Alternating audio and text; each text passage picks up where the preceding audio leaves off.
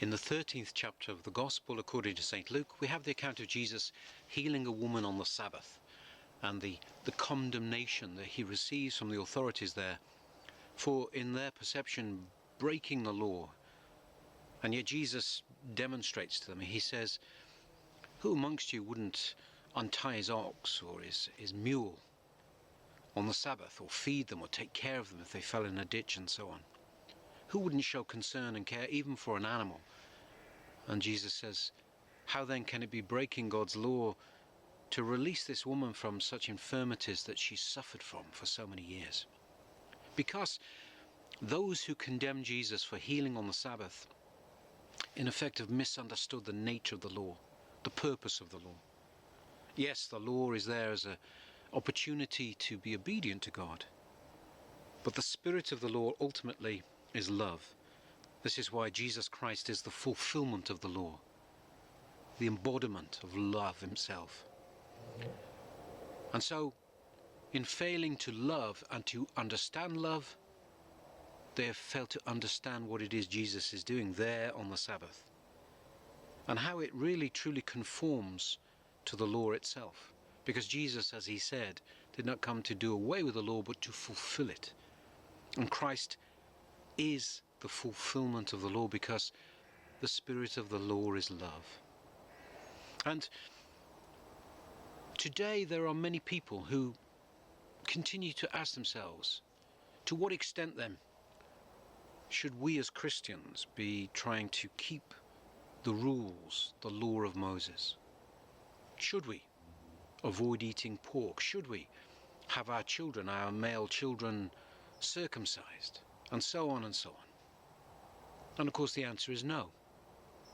We only need to look at the book of Acts in the New Testament to see that the apostles dealt with this very early on in the life of the church. This is an issue that was dealt with 2,000 years ago. And yet there are heretical groups that are still to this day springing up, trying to confuse people. Not deliberately, I'm sure. I'm sure their intentions are good in themselves. They believe they're trying to be obedient to God, but it sows confusion amongst people. People who then start picking and choosing which of the laws of Moses they should keep. And amongst all of these, of course, the issue of the Sabbath itself continues to be a problem for some people, particularly Seventh-day Adventists and other heretical groups such as these. Should Christians, they say, not keep the Sabbath and meet and worship on Saturday, the Sabbath, according to the old Jewish law, or as Christians have always done from the very beginning, meet on Sunday, which is the day of resurrection? And this is important for us to remember. From the very beginning, Christians met and worshipped God on a Sunday. It was the day of resurrection. But first let us think a little about the Sabbath and the nature of the Sabbath, because it gives us an understanding of why Christians see Sunday as so important.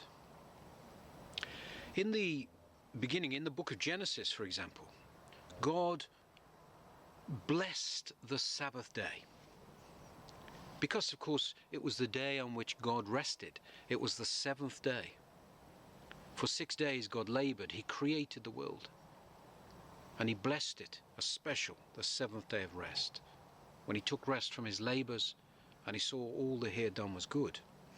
6 days God created the world, and everything in it was brought into being during those 6 days. When God created something from nothing, that wasn't the day that God said, this is the day to be separate and blessed. When God created man, when he created the skies, the stars, the sun and the moon, these weren't the days that he said, let this day be special and different. It was the day on which he rested from his labors. Because on the seventh day, God transcended the things of the world. For 6 days God created everything that is of the world and the world itself. But on the 7th day, he transcended the visible to return to the heights of his own place. And then he has invited humanity to enter into this rest, this ascension to the things beyond the world. To enter into his rest and ascend in prayer to God. To enter this divine activity that we call rest. But it is a spiritual work, of course. And this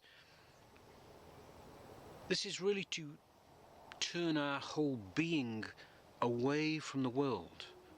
This day marks and acknowledges that we are to meditate, and we use that word advisedly, meditate on the teaching of the Holy Spirit, that the whole of our lives may be ordered according to the guidance of the Holy Spirit.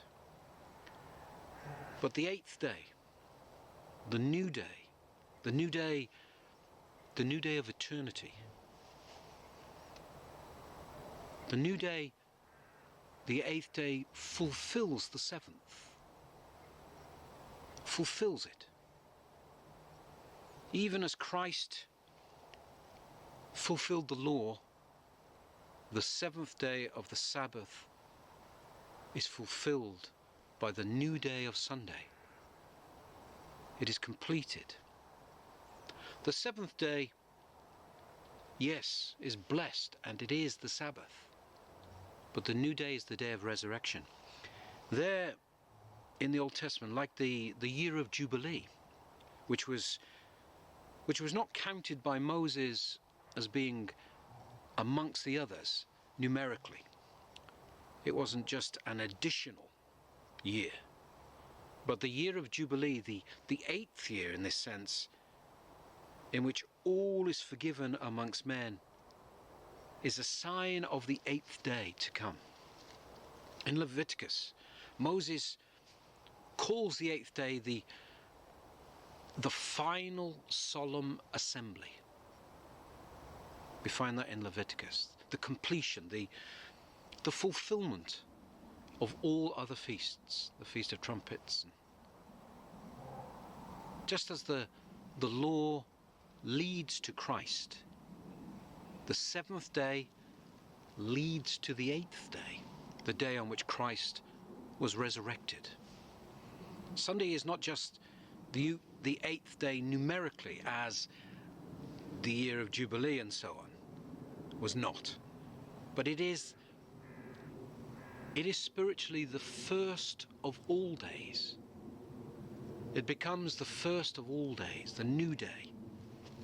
Just as Christ in his resurrection is the first fruit of the resurrection of all men, so Sunday, the new day, the Lord's Day, is this sign, the new 8th day of eternity.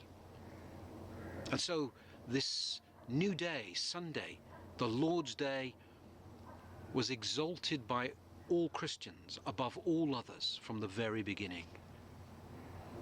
Because it is not just a festival that we celebrate once a year. It is every week. Every week, Sunday comes to us, sanctifying the whole of the year, the whole of time. As Isaiah says, a year acceptable to the Lord, made acceptable and sanctified by that 8th day, that new day, Sunday. So let us strive to attend God's temple on this holy day. We all know the demons will tempt us. The demons will stir up all kinds of thoughts and feelings to prevent us from attending church, to attempt us to not participate in this holy festival on the new day. The demons will say to us, "Oh, but it is too far to travel. Think of my poor children. How can they possibly fast? How can they go so many hours I've worked so hard all through the week. The weather has turned cold. The heating isn't good in church. I have to stand too long in church. I don't like so-and-so. The singing isn't the way I like it. And so on, and so on. The demons will tempt us to give in to all kinds of petty, silly thoughts, to keep us from Christ, to keep us from his life-giving mysteries. Let us remember St. Thomas. St. Thomas lost faith in absence. When Christ appeared to the other apostles, Thomas was not there. And when they told him of the Christ who was resurrected, he doubted. He doubted because he had been absent. And he found Christ and believed once he returned. He joined the apostles and saw Christ on that new Sunday.